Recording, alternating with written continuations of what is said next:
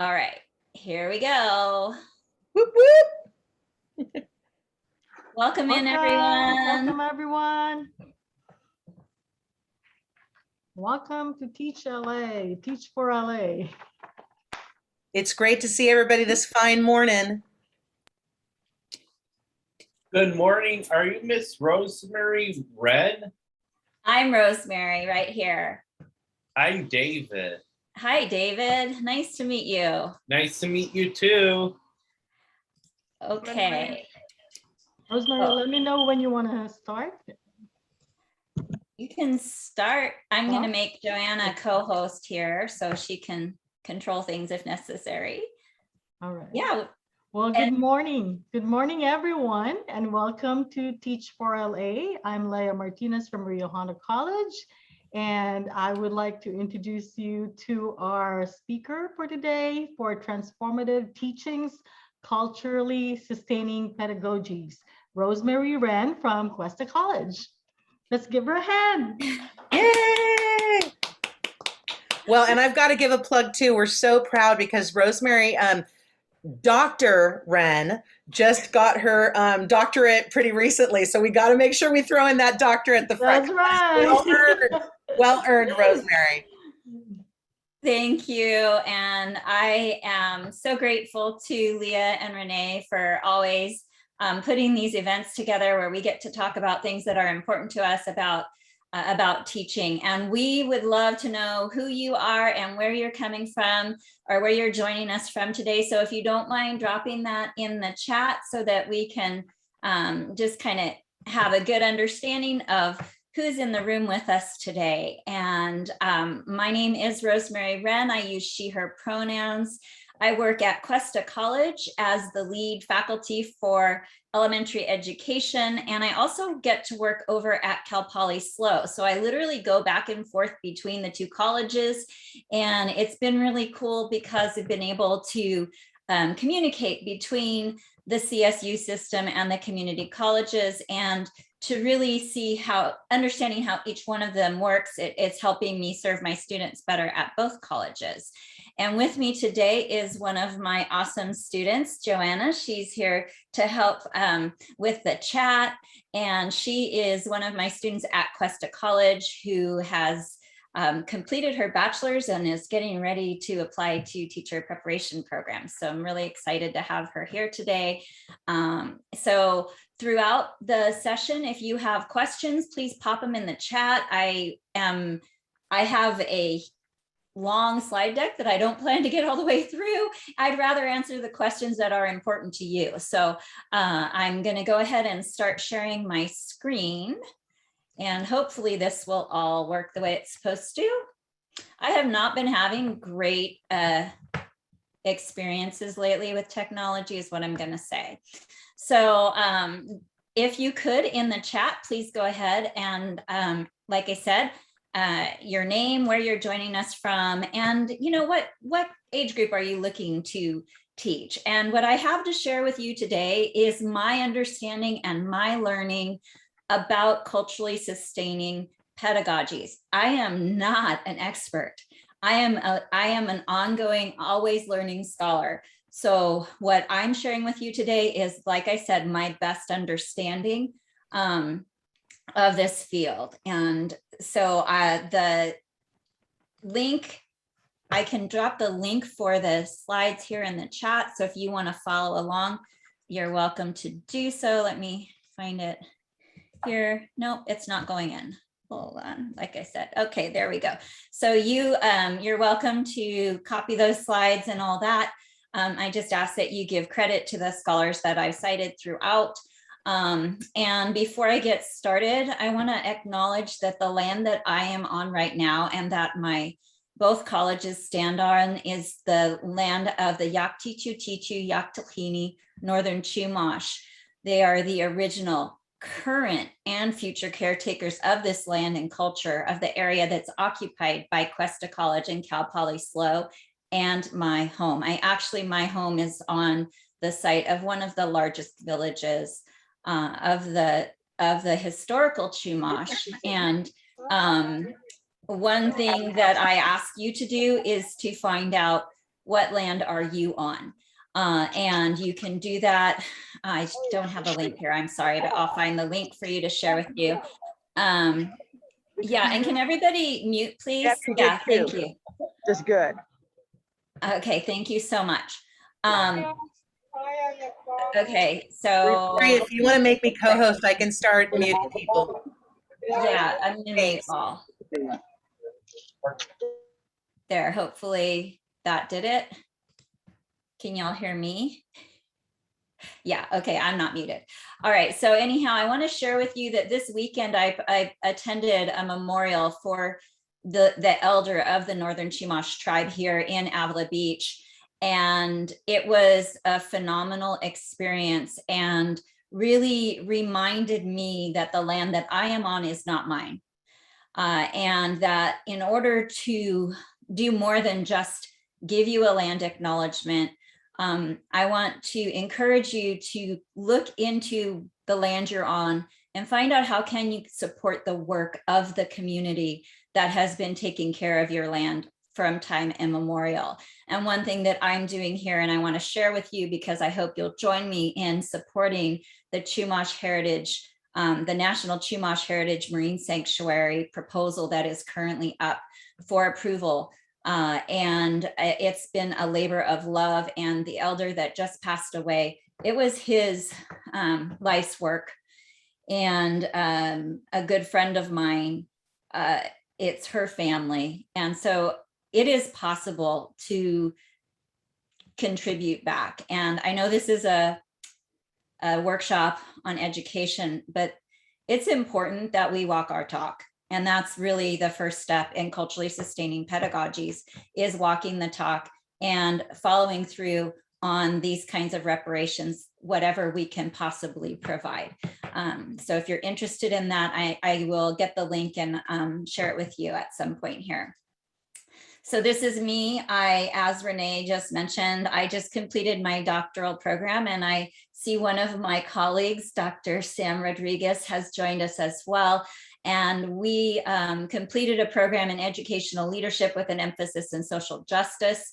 As a white person, I feel it's really important for me to find out how can I undo or dismantle some of these structures that have put me in a privileged place and have left a lot of my students and colleagues out of access to things. So this is one of the ways that I choose to do that.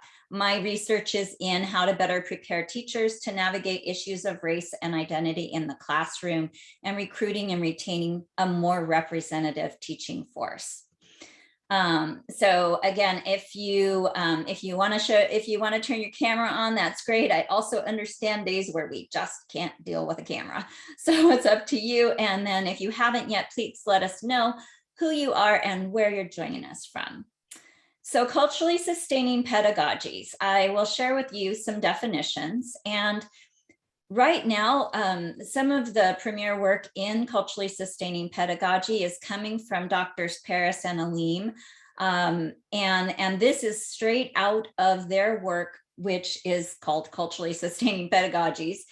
And these are ways of teaching that serve to perpetuate and foster, so sustain, the linguistic, literate, and cultural pluralism as part of schooling for positive social transformation.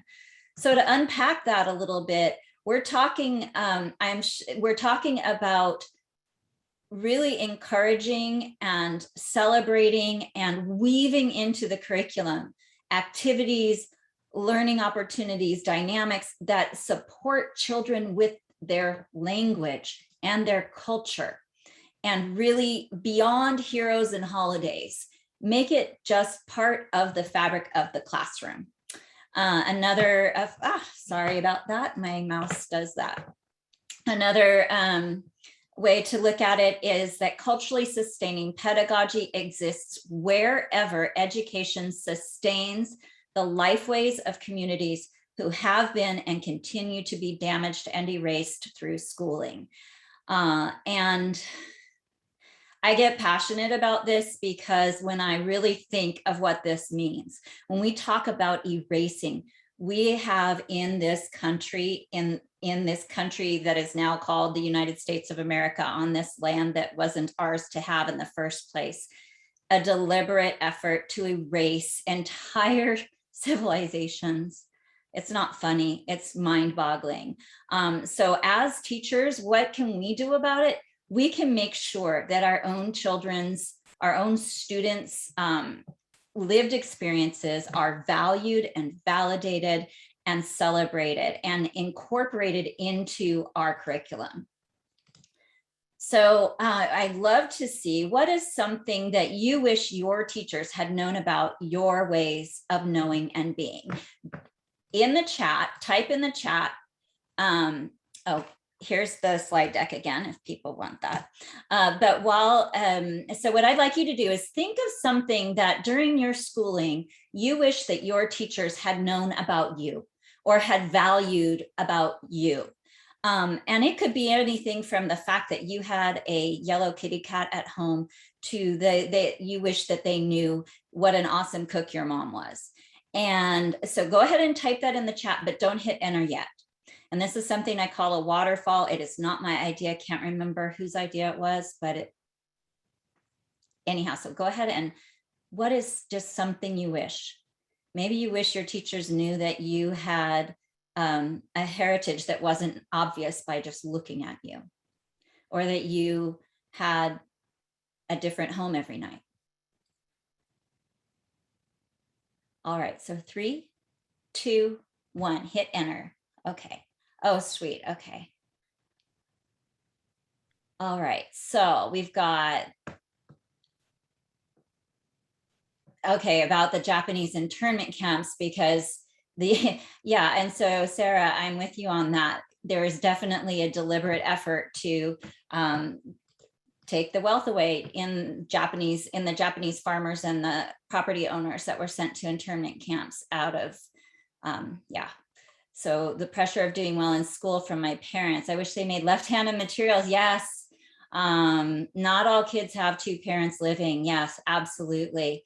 African-American culture is more than slavery. And that's part of what we're going to talk about here today. My talents and accommodations, that I loved school, that Mexican contributions to this country, being Mayan, what an incredibly rich culture and traditional heritage that is, that I was raised by a single mom, that my Spanish language is an asset. There's a whole nother conversation to have about the ratio and linguistic perspective on bilingual education that we could go into. Single mom, challenges at home, trying my best. I was dealing with anxiety, how offensive the anti-Semitic remarks, and those are woven into our curriculum. All of these things are reproduced in our curriculum, that hard childhood. Okay, so I hope that you will all read what your colleagues have been adding in here into the chat. These are incredibly, these make you vulnerable. And I thank you so much for trusting this community to share these important things. And so all of these things that you're talking about, that art is a career path, that my home language was used throughout school. And I did my teacher education and I did my teacher training down at UCLA.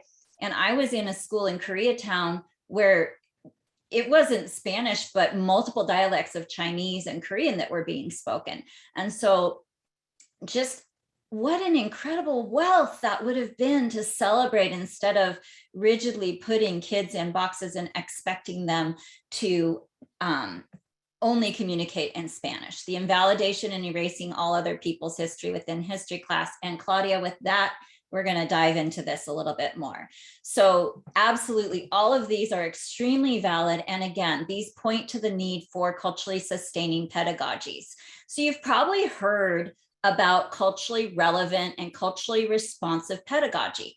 Culturally sustaining pedagogies, the first chapter of the book, is one of the most loving critiques and encouraging, let's build on a foundation, rather than taking away from culturally relevant and responsive pedagogy. Culturally sustaining pedagogy embraces all of these. And Dr. Gloria Ladson-Billings, who happens to be a scholar hero of mine, she is the first person who started talking about culturally relevant pedagogies and bringing children's culture and ways of knowing and being into the classroom. And Zaretta Hammond went on to talk about culturally responsive pedagogy and the brain, and actually looked at brain science to validate that this is so important, that bringing children's experiences into the classroom only enhances everybody's learning experience.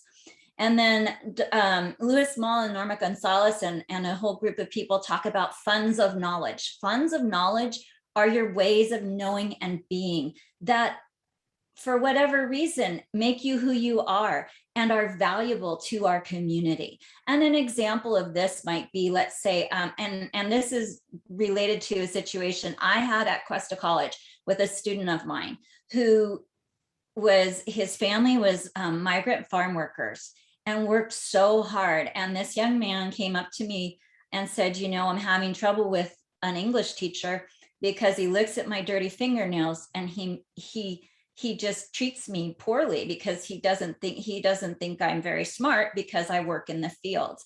And I'm like, well, what if that teacher asked this young man to write a personal narrative about his experiences working in agriculture, and what if that young man was able to share the way his family bonded together and traveled from place to place, and how the seasons influence what food shows up where, and why things cost what they do in the grocery store.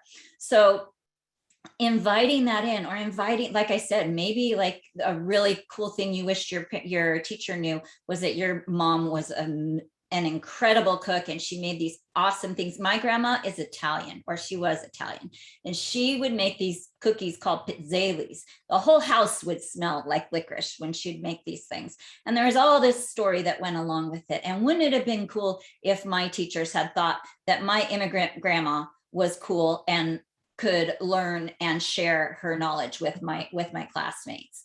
So that's why we need culturally sustaining pedagogy. So this right here in the center, if you wanted to buy one book or invest in one book, this would be a really good one to go with. And this is where a lot of my information comes from. The Gloria Ladson Billings, this is one of her books. She recently wrote, she writes a lot, and she wrote one on critical race theory in education. And then this is the definitive Zaretta Hammond book on culturally responsive teaching on the brain. And here's the thing. A lot of folks in education will talk about, oh yeah, that's nice to add on. And a lot of folks won't do anything unless you show them numbers that this works. Okay, so if you have administrators like that, get that book right there, Culturally Responsive Teaching in the Brain. And there's data and numbers and science, and it shows how our brains actually respond better when we can connect our learning to something that matters to us.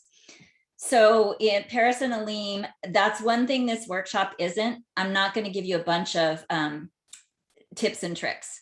I'm giving you some foundational knowledge. So maybe you can take it back and start weaving it into what you are learning and doing with your students. So it's not a quick fix. It's about doing your learning and being an ongoing scholar in this field. And we're all scholars. We're teachers. We are always learning.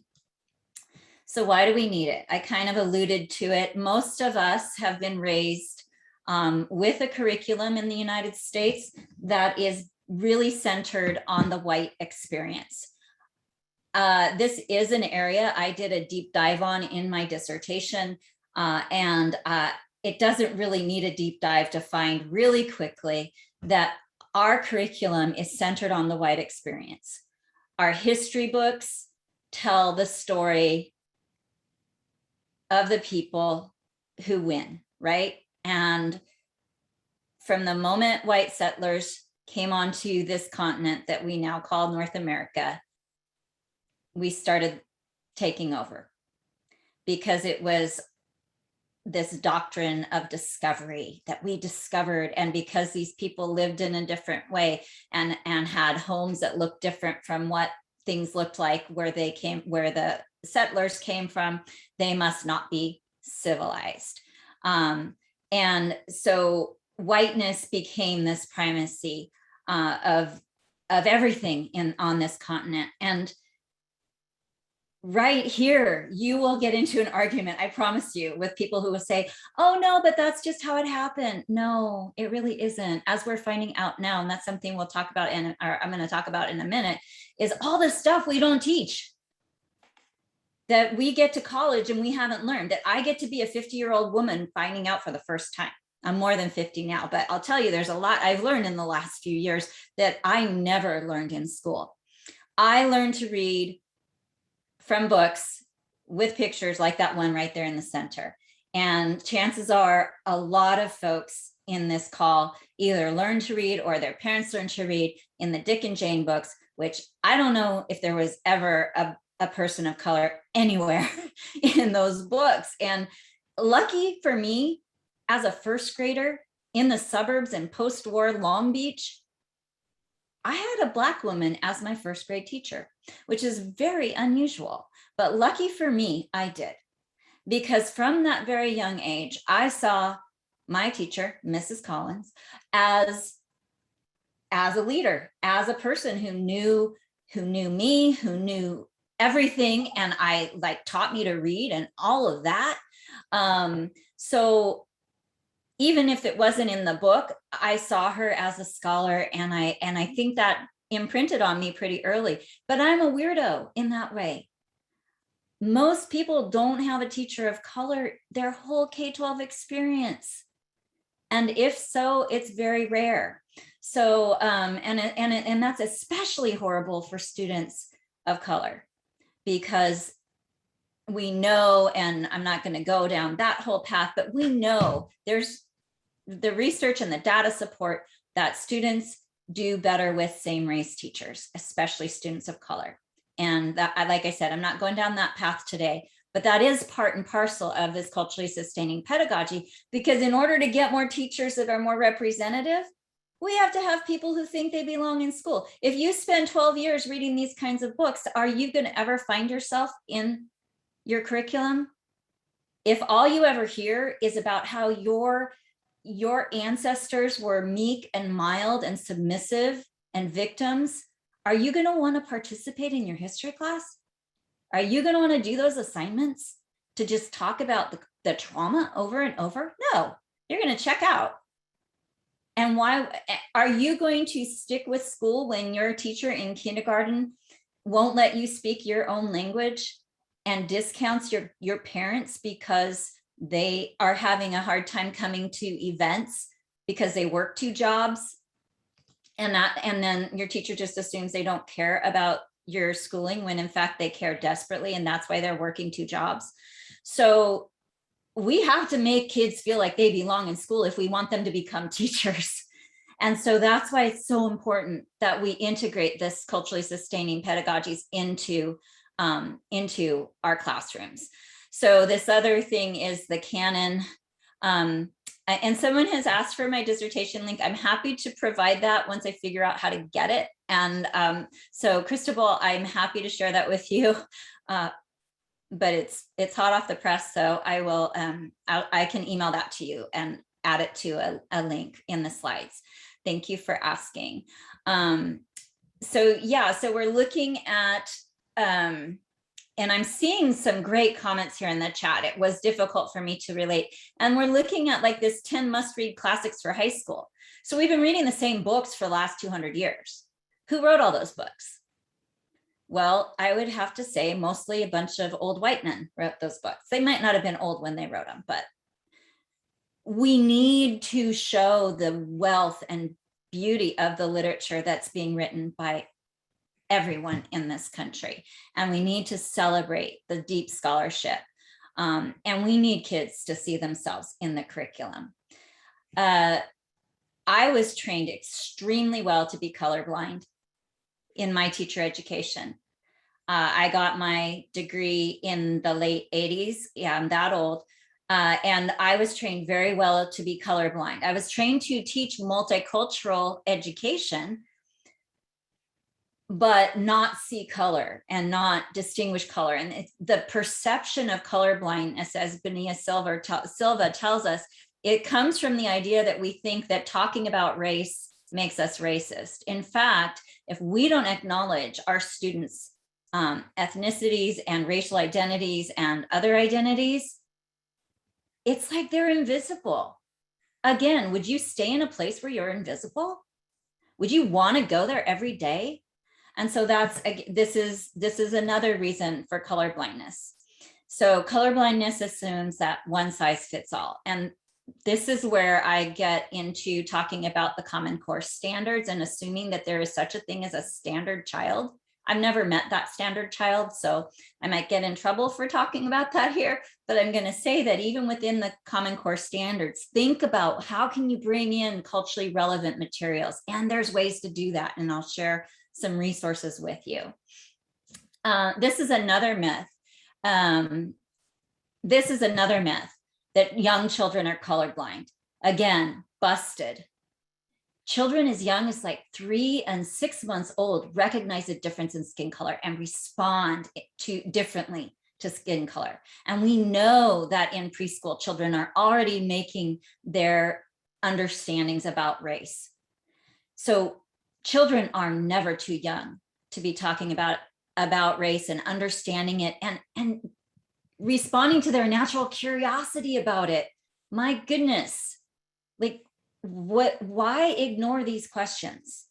It's disrespectful to children to not share the truth and to not give them a space to talk about this. And just the other day in my newspaper in San Luis Obispo, one of the whitest places in California right now, where in the North County, we have an anti-CRT policy at one of our school districts. In our newspaper was an article or an opinion piece that said, how nice to think about when kids are ready to talk about race. What a privilege that is to decide when you talk to your children about race.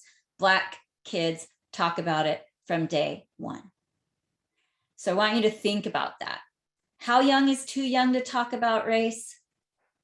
I don't think there is too young. I think it's important for white kids to talk about race so they understand that the folks in their community that they're in class with, that they interact with at church or at school or wherever, that they understand there's more than just white people around there. So, and then am I missing anything in the chat? If Renee, if there's something I should address in the chat, just unmute. You are not, Rosemary. You are not. David had just asked a question about colorblindness. And so I pulled a definition of what colorblindness is, because it's not the colorblind where like there's certain colors. It's not like the physical challenge that some people are colorblind and there's certain colors they can't see and it's like a medical condition. I'm just put in like, colorblindness is this idea, this ideology that like everybody's the same and therefore it's going to be good. And that kind of goes against what you're saying. It really is finding each person's individual, where they're coming from and meeting them where they are, as opposed to, having them fit into our system. So I just put that in the chat so David could have that reference if he was interested. Thank you. I know I kind of brushed over that. Thanks, Renee. And that's the other thing too, is colorblindness gives us an out as white people to just say, oh, everybody's the same. Everybody, everybody's treated the same, so it must be good. But everybody didn't start from the same spot. And again, that's another talk. We can talk about equity and about where people are and the difference between equity and equality. And the important thing here is to understand that if we use this term of colorblindness, everybody's the same. It doesn't matter the color of your skin, everybody's equal. You're not acknowledging the historical and ongoing oppression, omission, and erasure of people of color that they deal with, that people deal with, because I am white, I say they deal with on a daily, hourly, by the minute basis.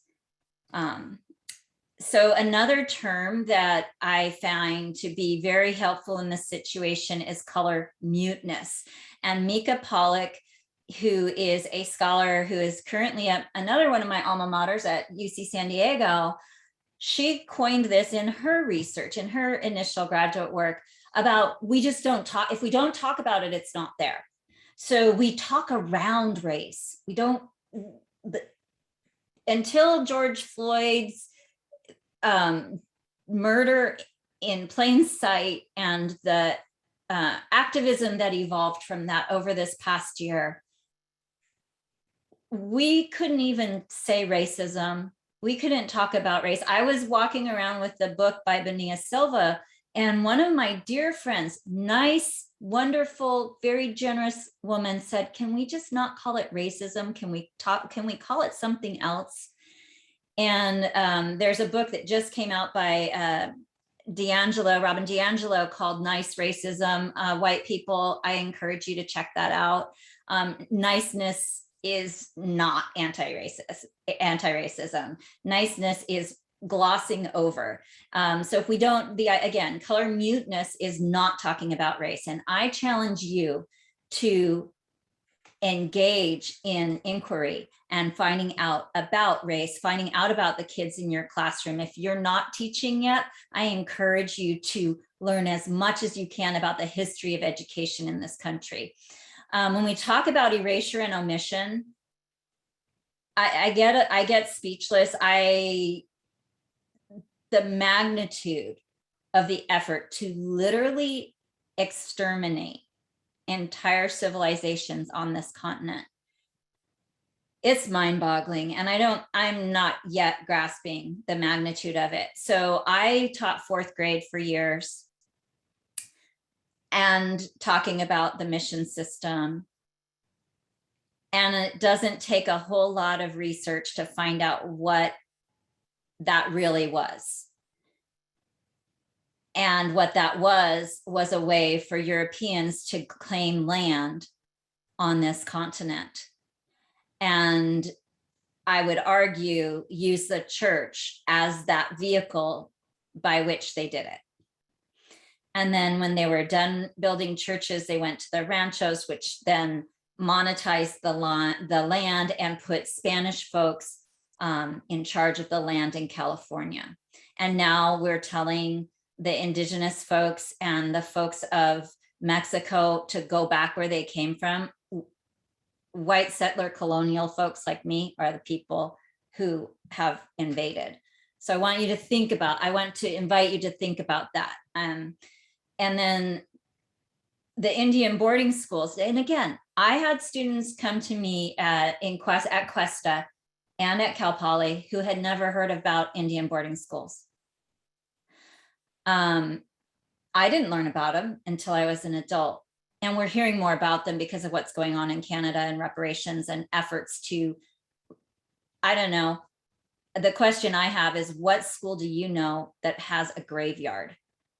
They're looking through the graveyards of these schools. Why would you need one? They purposely would kidnap kids from their homes and take them to a school really far away to, again, dilute the community. We could go deep on all this, but we're not. And these are some examples, and I invite you to do your research, find out about this. And the Japanese internment camps, as Sarah had mentioned earlier in the chat, this was an explicit effort it was basically a land grab and a property grab, which diluted the generational wealth. And we have a lot of families here in San Luis Obispo who were fortunate enough that their neighbors took care of their land for them. But so many people completely lost their heritage, their property and their wealth through these Japanese internment camps, which were nothing more than concentration camp, where people were just taken from their homes and stuck literally in the middle of the desert or halfway across the country, coming back to nothing. So, and those are just some of the more extreme things. I want to really briefly, if you all, I want you to think again, we'll do another waterfall, or what is something you've learned as an adult that was left out of your K-12 learning? And or how did that make you feel? So I'm going to give you just a few moments to compose a message. And you can be quite frank here. Profanity would not be good, but other than that. All right, 3, 2, 1. How to cite essays. Absolutely. The truth of, Thanksgiving. That could be a whole workshop, Renee. I got to tell you, Rosemary, when I was a middle school teacher, I had a principal coming in to do an observation, and she said, "Oh, this is the day I want to come in to observe." And I said, "Oh, that day I'm going to do a lesson about the truth of Thanksgiving." She was Uh-huh. like, and this was years ago. And she was like, "What do you mean the truth of Thanksgiving?" And Yeah. so I broke it down for her and I said, we always talk about the Columbus perspective. I said, let's talk about the other perspective and take some true historical documentation and whatnot. And she came in for that lesson and she literally at the end, she said, "I can't believe what you just did with fifth graders." Yeah. Yeah. And well, just to let you know, in my research for my dissertation, I interviewed white women teachers, and I had one who had just learned about Thanksgiving. And here's the thing. So this teacher was confronted by a parent in her class. And this teacher, again, nice as anything, sweetest woman, very passionately wants to be doing this work. And her response when confronted was, "Oh, it made me not even want to do Thanksgiving or talk about Thanksgiving." And that's dangerous, because if we respond to hard stuff by avoiding it, it's perpetuating it. And it's a very white response to conflict. And so if you are a white person and and someone raises this idea to you, or brings something to your attention, it's our immediate response is defense. It's like, "Oh, but I'm the teacher, I know everything." Take a breath, take a moment, and listen to what that person is sharing with you. And maybe they're just literally confused because they don't understand it and it doesn't make sense to them. But giving them that space. And then I saw something that Foxy wrote that I'm going to use to spin on to the next thing. And all this, yeah, we have Black Panthers. Oh my gosh, Black Panther. Okay, I'm old. I told y'all that. So I grew up in Long Beach, not far from Compton. And we'll say that my growing up was very much colored by what happened, the Compton uprising. I was taught that the Black Panthers were incredible terrorists and all. And I have learned only in the last 10 years what really was going on with the Black Panthers and what they were trying to accomplish. And absolutely, that was left out. All of these, yeah, gun control. Yeah, that's a whole story. If you're interested in learning more about some of the Black Panthers, there's a great book by Keeanga-Yamahtta Taylor called From Black Lives Matter to Black Liberation. And she talks about the Black Panthers and the situation with them entering the Capitol with their guns because they were allowed to. But where was Foxy's comment? Oh, learning about how so many thriving Black communities were literally burned to the ground and the land taken from us. Black and brown communities, absolutely, Black communities were blatantly removed. And we want to look at the history, but not keep it on the history, because we need to look at the history as a source for what's going on today. There's a great podcast called Throughline that does that with all sorts of great stuff, all sorts of interesting topics that are going on. And I want you to keep that in mind. We need the history to start the conversation, but then we need to look at the hope and what can we do to help our students, all our students, see the possibilities of these incredible dynamic contributions of these different communities. So consequences of the kind of education we've been giving young people is push out. I don't call it dropping out. And I got this from Monique Morris, who writes, her book is Push Out, and it's about young women, young Black women, and how they're pushed out by the way they're treated and by the disregard and disrespect they're given. We have this achievement gap, and the achievement gap is a teacher education gap, according to, I like to think about it in that way, because we're not preparing teachers to embrace the cultural wealth of their students. We end up with wealth disparity. I'm just going to tell you because we're running out of time, but do you understand that the wealth of a middle-class Black family is 1/10, not like 50%, but a 1/10 of that of an equally educated and situated white family. Think about that. And that comes from redlining and the history of all of that. We see physiological and mental health impacts of this. So yes, teachers, we have a big responsibility because we can start to change this. We can start in kindergarten and preschool by valuing our students. And so how do we do that? This is an infographic from something that I presented earlier this fall. And I think it's really important. We have to be willing to ask questions. We have to be willing to look at our own selves and say, what is my part in this mess? And before we worry about our kids, we inquire, we do our research, we reflect, we go, gosh, I did some bad stuff.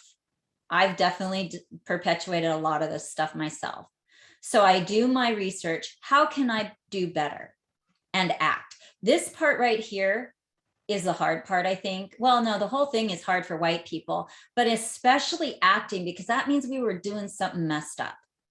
And one of the traits of white supremacy is this idea that everything has to be perfect before you do anything, that you have to know everything, and we don't want to make a mistake. As a white person, I do that all the time. I got called out on this. And so I'm like, okay, fine. I'm not going to wait till it's perfect. I'm going to get as much information as I can, and then I'm going to do it. And sometimes I do it and I get really messed up. And sometimes I do it and it works. But you can't know unless you try. So we can be agents of change, get to know our students. Why I find it interesting that we have to tell people this. Get to know our students, invite in the children and their families and their funds of knowledge, have family members or caregivers come in and talk about their growing up and their history. Be intentional. Look for content that supports your children's ways of knowing and being. Dr. Bettina Love is one of my, I love listening to her. And in her book, We Want to Do More Than Survive, Abolitionist Teaching and the Pursuit of Educational Freedom, in her book, in her TED Talks, in her presentations, she's very adamant that we cannot be serving our students unless they know they matter. Just think about the fact that we've been raising up young people who don't think they matter. What can you do to make kids matter? Acknowledge the wealth they bring to you. Appreciate their music and their stories and their foods. Celebrate and incorporate ways of knowing and being. Not just Black History Month, we're going to talk about Black people now. Not just, oh, it's Indigenous People Awareness Month. It's Thanksgiving. We're going to do all our units on Indigenous people, and then that's it. They're done. No, all year long, we're talking about celebrating and acknowledging these accomplishments. There's a brand new book out by one of the people who worked with Dr. Paris and Dr. Aline. Her name is Lorena Germain, and I probably did not say her name properly. And she has just written a book called Textured Teaching, where she does go into some of the practical ways of applying culturally sustaining pedagogy. So I encourage you to check out her book, and it's cited right here.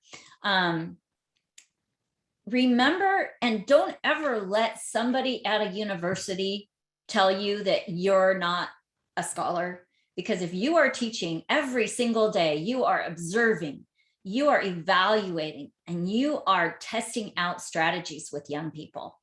We study student behavior all day long, and we adjust our learning activities accordingly.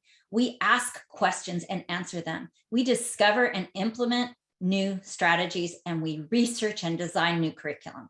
Even if you have a set Common Core standard curriculum, you can infuse it with literature. You can infuse it with field trips that bring students' culture to the forefront. And I'm citing Doctors Cochran, Smith, and Lytle because they have, they're the ones who made me feel better about being a teacher. I am a scholar every single day. because I'm researching what works for my students, and that's, so I challenge you to approach it that way. What does it look like to be a culturally sustaining educator? It means building relationships. There is a book that I work from called Tribes, and I think it's cited later on in here. And I know tribes is a problematic term, but it's a way of being in the classroom, giving children the opportunity to express themselves and share every day, sitting down in a community circle and finding out how everybody's doing. Just saying, this makes me happy, this makes me sad. Then when your class has a conflict and you sit down in a community circle to solve it, it's established. Hey, It's not a Rosemary, big I'm deal. wondering, maybe we should do a session at a later time on community circles. Yeah, Because I am a huge proponent of the tribes curriculum and the Yeah. methodologies, and because it really gives us some tools to enhance communication in a really authentic way. yeah, absolutely. Yeah, that's another deep dive. Also, student of the week is something I can't remember if that's probably from my student teaching at UCLA, where it's random. You just pick a different student every week, and all week that child gets celebrated, and they share, they get to do a sharing. They bring in stuff that matters to them, and you make a poster about all the cool things about them. And it doesn't matter if they're the child who can't sit still or they're the child who's always acing every project. So all of these things build relationships and show children that each other has values. Incorporating family interviews and sharing, connecting with local personal histories. And in STEM, that's again a whole nother thing. And civic action. Kids are not too young to let their opinions be heard. And that gets into ethnic studies. Again, that's a whole nother project. I'm going to just go through these last few slides. So when we have student-centered teaching, one size just doesn't fit all. So remember that the kids are why we're here, whether they're 3 years old or 35 years old or anywhere in between. This is why we do what we do. These are some more resources. Oh, here's the link for Tribes. This is Liz Kleinroth. Oh my gosh, she's amazing. She just came out with a new book. If you want a book that gives you solid things you can walk into your classroom and do, she does a lot with this culturally sustaining pedagogy. And this is a brand new book, Start Here, Start Now, with handouts that you can create on identity maps and yeah, everything. So We Need Diverse Books is a great website. There are multiple sites out there where there's multicultural literature, very much more representative of all different identities, LGBTQIA, different races. And so this is just one of the many sites. The other one that I love is Biracial Bookworms. It's really cool. Tribes, that's a link there. And this is a link of an ongoing list I've been making of children's literature, because I do teach children's literature in a diverse society. And so as I find books, I add them there. And I want us to remember that whoever teaches learns in the act of, learns in the act of teaching, and whoever learns teaches in the act of learning. So Paulo Freire, who is one of the core elements or core thinkers in critical pedagogies. I just thought that kind of fit that. Again, also remembering that we're learning every day in the classroom. And let's try to not have that hierarchy between the teacher and the student. And let's look at how do we bring the students in and their wealth and validate their knowledge and validate that they are thinkers and teachers themselves. So, and I want to leave you with one other comment, and it's Dr. Gloria Ladson-Billing, or no, it's actually is Rudine Sims Bishop, when she talks about children's literature and the importance of representation in the classroom for our young people who don't normally see themselves represented. It's so important for them to see themselves and their accomplishments and the contributions of people who look and act like them. but it's also important for white kids to see, because they need to know that there are a lot of other ways to contribute to our community that involve way different ways of knowing and being, and to not get an overly valued sense of self. So I'll leave you with that, as just think about that. Think about what you're inviting when you share and invite in different ways of knowing and being. You're helping these children who have been raised to believe that their privilege is a done deal and that they deserve certain things. And think about what that means when they go on to business. And we want to raise people who understand different ways of knowing and being, and they go out and work with folks, and that creates a far more dynamic and productive workplace too. So yeah, so I think 1 minute over. If there are questions, I can. Rosemary, you're actually 4 minutes early. Oh, You are okay. good. That never Okay. happens. I love it. Okay. I love it. Well, here's the thing. So here's the link to the slides, and many things are hyperlinked in the slides. I'm going to stop sharing. So a lot of resources are linked in those slides. My email is in the slides, so feel free to email me if you have specific questions. Yeah. So if there are questions, I guess I have a minute or two.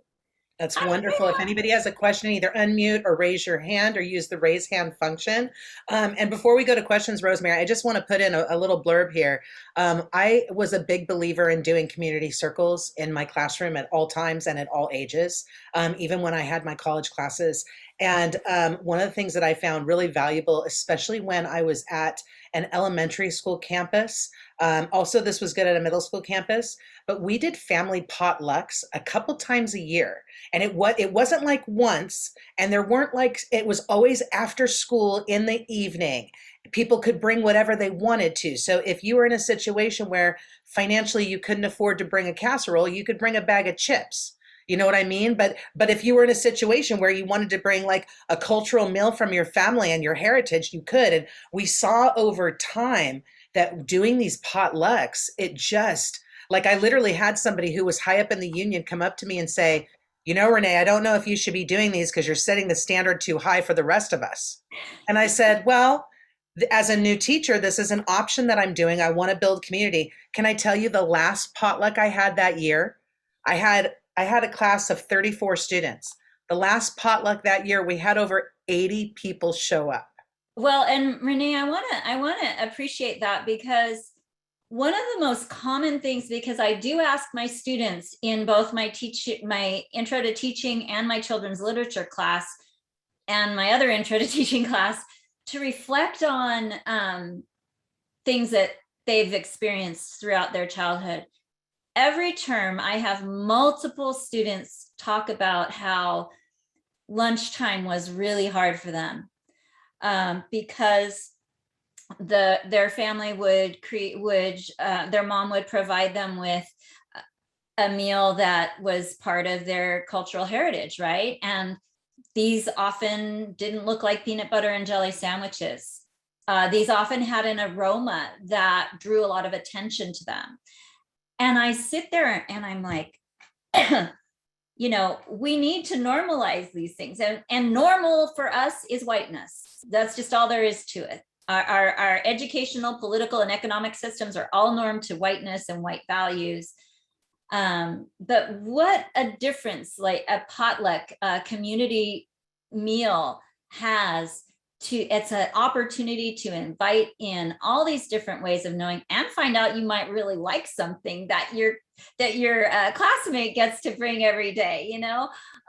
So food is like a common ground too. It's like, I don't mean to be weird, but it's a common space. So then people can feel like, oh, look what I have to contribute. And when it's something from their family and their history, and if you say, hey, why don't you bring in the recipe in case other people want it, you know, they really find value. And when people feel valued, that's the secret sauce, right? Yeah, it's I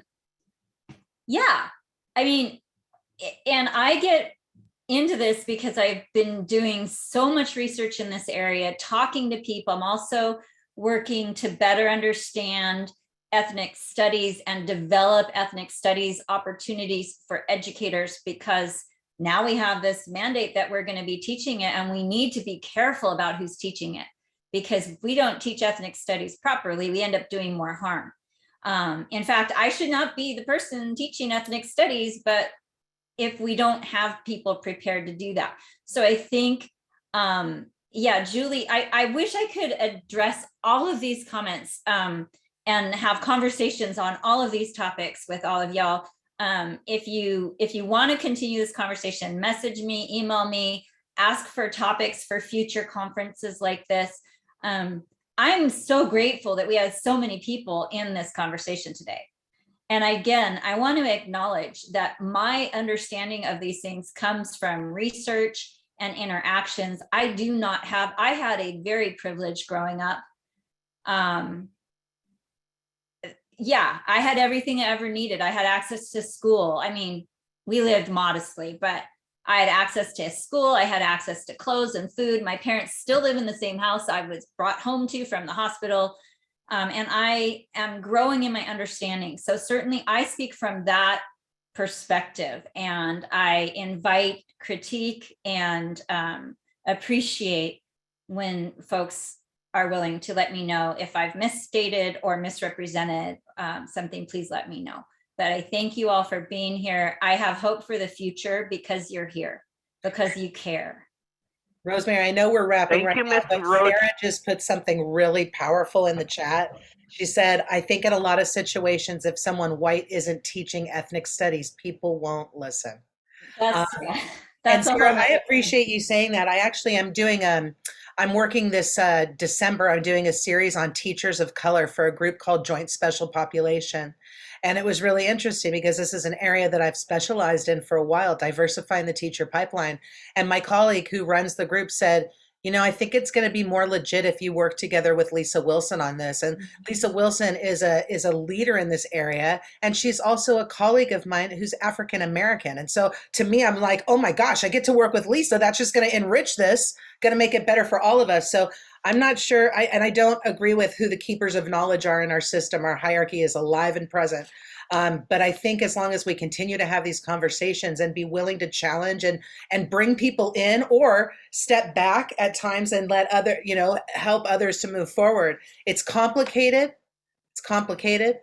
but it's worth the work. So I know, Rosemary, we are on time right now. Thank you so much for all you're doing, Rosemary. And I've got to say, for anyone who's on right now, come back tomorrow. Rosemary's our opening presenter tomorrow morning as well. And so we'd love to see you then. Any last words, Rosemary, before we wrap for today? Just on that ethnic studies thing, to get ethnic studies underway, people are going to have to tolerate white folks jumping in because we are the massive population, but then we need to be ready to step back. And so that's where I am in this. I kind of like pushed to get a ball rolling, and now I'm stepping back to let other folks be there. But like, to be in the army, not the sergeant or whatever, I don't know military terms, but you know, to be willing to step away, because we've had the limelight for plenty of time.